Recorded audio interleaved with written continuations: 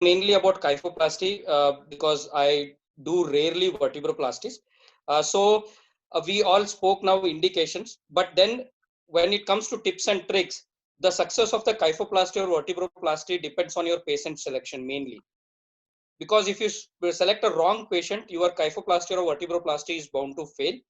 So, as I have written my first statement, it is only needed in small subset of patients. With the advent of teriparatide, the indications have gone even much more down. So, it is indicated only in painful or a progressive osteoporotic vertebral compression fracture. You should have a high signal intensity on a stir images, and there should be a pain on percussion at the index level. If that is painless, then your kyphoplasty is going to be useless, because kyphoplasty is mainly done for the pain. And intravertebral instability or a cleft sign, Kummel's disease, is an indication. If there is an intervertebral instability, then it is a contraindication. When it comes to timing, it is very ethical dilemma, because it has been found that the results of the kyphoplasty have been better when it is done within 6 weeks. But then we all know that 2/3 of these fractures heal with by 6 weeks. So it has been a big ethical dilemma whether to go ahead and do any intervention or not. So the main indication is remains still is the pain. And this is the slide which I was talking, Vishal. So we can predict in an initial X-ray which fracture is going to collapse or which fracture is going to be stable. So these are two types of or you can say three types of fractures, where there is a swollen front type. This causes actually anterovertebral artery infarction and causes a necrosis and causes progressive collapse. And again a bow-shaped type, and then a projectile type. These have been found to progress or progressively collapse. So if at all we find such type of fractures, we should follow them very frequently as compared to others. In another basically MRI based findings where you can predict more collapse, that if you have a air plus fluid in the cleft, that is going to collapse more as compared to only air. So we all know these contraindications. We have to be very sure that there is no infection. And in coagulopathies, if there is neurological deficits, it's an absolute contraindication for doing kyphoplasty or vertebroplasty. And intervertebral instability is again an absolute contraindication. And middle column compromise or anterior column compromise is a relative contraindication. You can still do a kyphoplasty with these two column compromise. So what do you want to accomplish when you do a kyphoplasty or vertebroplasty? That is, first most thing is 100% intraosseous cannulation of your pedicle. You have to be very much sure when you are cannulating your pedicle, you have to be intraosseous. And correct positioning of the guide wire is very important, because if you put a cement somewhere else and the cleft is somewhere else, the procedure is surely going to fail. Adequate balloon inflation and adequate amount of cement insertion. Too little, too large insertion of the cement is going to cause failure of your procedure. And we have to strive for no cement leakage, especially the posterior. And height restoration is a relative indication. If you are doing in a fresh fracture, you can achieve a height restoration. So the basic difference between vertebroplasty and kyphoplasty, we all know that in kyphoplasty, we use a balloon before inserting a cement. So we are injecting a cement in a kyphoplasty in a low pressure environment. So this decreases the chances of cement leakage. And if at all we are doing this procedure in a acute fracture, we can have some height restoration also. So that is the main difference between kyphoplasty and vertebroplasty. We can achieve some height restoration with the kyphoplasty. And the another major difference is this slide, where cement leakage have been found significantly less as compared to balloon kyphoplasty, but this can be debatable. So this is the leakage which we want to prevent. The thing we want to prevent is this, the cement leakage into the canal. And then again, these are the differences. The kyphoplasty is more expensive, takes longer time. Restoration of the vertebral height with kyphoplasty is debatable. It is said that your positioning will give more height restoration rather than your balloon expansion. And it has been found with less adjacent level compressions. We all know that these procedures can be performed under local anesthesia with sedation. You can use general anesthesia when it comes to a patient with a lot of anxiety, with failed sedation, and those with movement disorders. Positioning is very important. When you position these patients prone, you have to position them onto a transverse chest and thigh rolls, because this will help in reduction of the fracture. This will help in achieving the height restoration. If you place your transverse chest pad or a chest bolster at the level of the fracture, it will increase the kyphotic deformity. So you have to always try to position this transverse chest pad proximal to the fracture level. So technically, when we start doing this procedure, we all should see something like this. This is ideal, but then we are limited with this view in C-arms especially. So we have to be very sure when we cannulate these pedicles, we have to be completely intraosseous. So what do we miss is these yellow corners. These corners don't exist, but you see these corners in the lateral view of your X-ray. So what pedicle we see in AP is this waist. It is not the real base or at the starting point. So we have to try to be within this pedicle wall.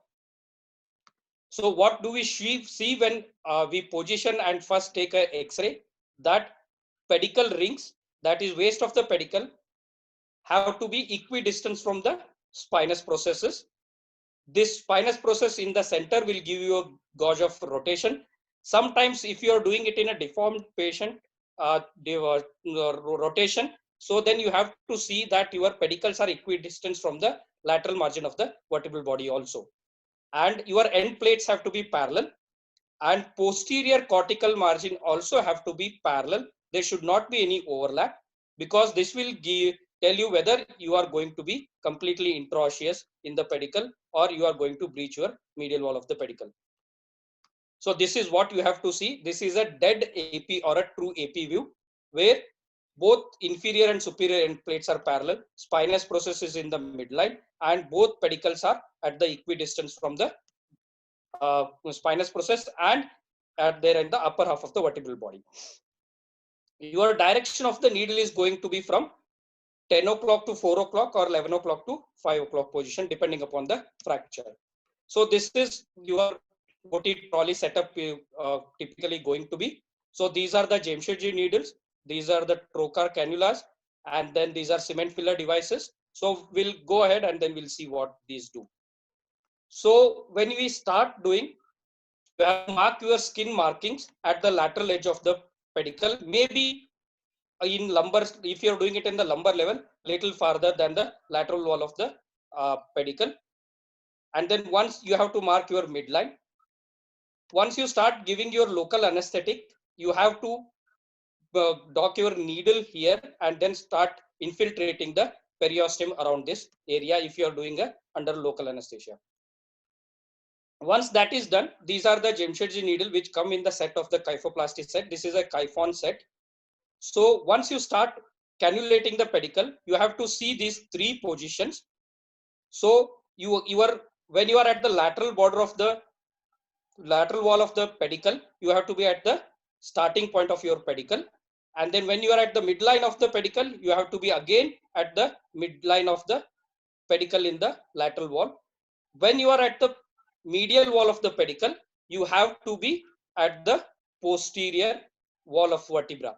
If you are not at the posterior wall of the pedicle and you are already crossing the medial wall of the pedicle, that means you are breaching the medial wall of pedicle. So you have to change your trajectory.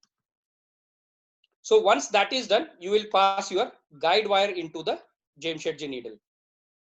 So there are two types of kyphoplasties you can do. One is you can fill the cleft with the cement, or you can elevate the cancellous bone into the cleft. So this elevation is going to be only possible when you are doing it in a acute fractures. If there is already a sclerotic margin here, you won't be able to elevate, and it is going to cause more pseudoarthrosis. So if you are doing it in a fresh fracture, you can direct your guide wire into the normal bone and expand your balloon and push this normal cancellous bone into the cavity. But then if you are doing it to a sclerotic bone, then you have to direct your guide wire directly into the cavity. If at all you just put a cement into this area, if this margin is sclerotic, this is going to fail. Once that is done, you will insert your external cannulas, and all the while you are doing that, you have to take care of your guide wire. It shouldn't inadvertently go into the abdominal cavity. Once that is done, you have these instruments. You can use a drill to create a space for the balloon insertion, and this is curette. You can create a space for a less pressure insertion of the cement. So you can create a place with this curette. This you can rotate around and create a place there. Once that is done, this is a pump which actually inflates the balloon. So you have to insert the kyphoplasty balloons, and then it should look like this. These are the two markers which shows that starting of the balloon and end of the balloon. So it has to usually lie at the anterior 1/3 of the vertebral body. So once that is done, you will rotate this plunger clockwise to inflate the balloon, and this has a die, and you can visualize this in a X-ray. So in AP X-ray, ideally it should meet in the midline, and then in lateral you should see that the balloon is contained within the cortical margins. So what is the end point of your inflation? That is, fracture reduction is achieved if you are doing it in acute fractures. The maximal balloon pressure is achieved. So different balloons have a different pressure thresholds. So there can be balloons from 400 to 1200 ppms. So usual available balloons have a maximum of 400 to 800. So you have to see the pressure along with the volume of the dye you are injecting. So usually what is required is around 2 ml of dye to be put and inflating the balloon. And you have to also see that all cortical walls are intact. Once that is done, this is the cement, kyphoplasty cement, and these are the cement filler devices. So once you mix it and then take it into the syringe and fill these cement filler devices, one cement filler device holds around 1.5 cc of cement. So, and then the other thing which we have to see is before we start inserting the cement, so the consistency of the cement. So it has to be like a toothpaste, and we usually call it as a erection sign. Once you push it from the cement filler device with the plunger, it should ascend rather than falling down. So once that is done, you will start injecting the cement under Siam guidance. With every maybe few millimeters of plunger goes inside, you have to keep seeing under the X-ray to see that there is no cement leakage happening anteriorly or posteriorly. So once that is done, so how much cement we can inject? If you in the thoracic vertebra, maximum you should inject is around 3 to 4 millimeters of cement, ml of cement, and in lumbar vertebra 4 to 6 ml of cement. Injecting a higher amount of cement can cause collapse, like in this case. And if at all you are doing multiple vertebra, you cannot inject more than 15 to 20 ml of cement. So you have to restrict your cement injection at each vertebral level. Once that is done, this is very important to prevent a rat tailing. If you don't take a precaution to push your cement injected already with the plunger and keep it there, if you just take it out, you can fall a rat tail into the soft tissues also. So you have to always take a precaution to prevent happening this. Once that is done, you can take out. This is another method where egg shelling can be done. In when there is a cortical breach, anterior wall or a posterior wall, you can inject a small amount of cement and then again inflate your balloon and leave it there till it gets hardened, and then inject your cement into that cavity. So these are the skin incisions. Thank you.